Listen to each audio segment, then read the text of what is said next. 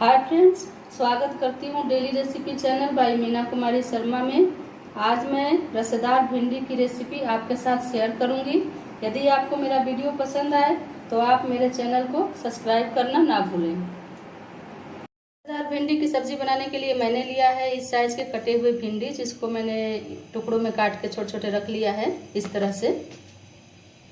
इसके साथ मैंने लिया है कटे हुए प्याज, कटे हुए धनिया पत्ता और ये लहसुन और ये मिर्च, ये जीरा और धनिया गोल मिर्च और तेल।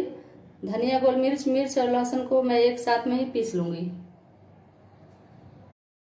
कढ़ाई में मैंने तेल डालकर गरम कर लिया है और इसमें मैं डालूँगी अब जीरा,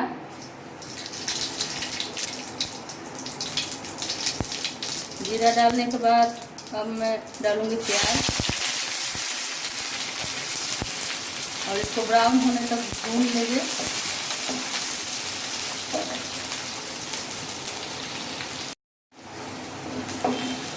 प्याज हमारा ब्राउन हो रहा है धीरे धीरे।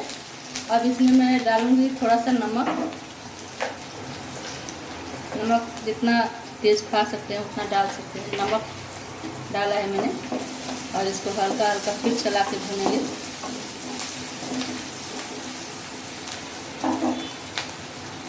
मेरा प्याज भून के अब रेडी हो चुका है। अब मैं इसको कटोरी में निकाल लूँगी। प्याज को निकालने के बाद अब मैं भिंडी को डाल के भून लूँगी।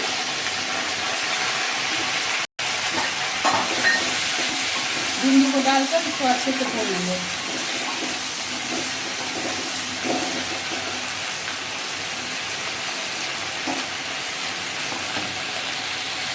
भिंडी को मैंने 4-5 मिनट तक अच्छी तरह से भून लिया है।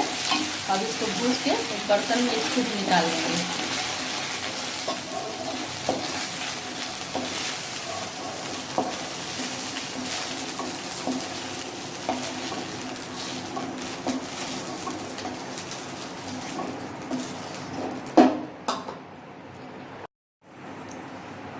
अब मैं इसमें टमाटर डाल के भून लूँगी।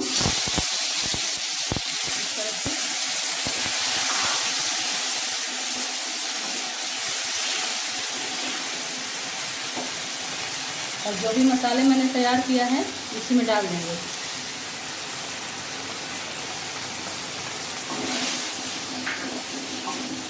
और इसको धीमी धीमी आंच पर पका लेंगे।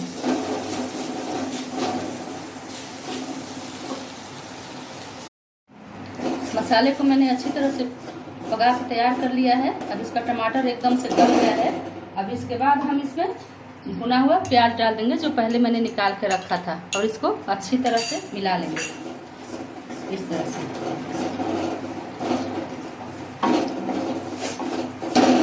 इसको मिलाने के बाद अब हम इसमें पानी ऐड करेंगे। पानी डाल के इसको अच्छा सा ग्रेवी बना लेंगे।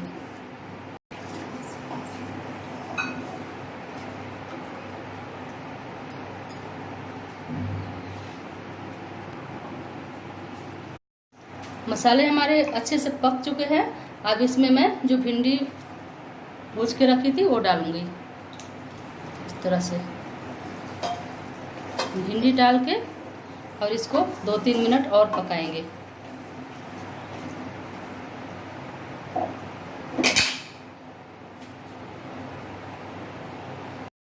सब्जी हमारी बनकर तैयार हो गई है। अब हम इसे एक बाउल में निकाल लेंगे।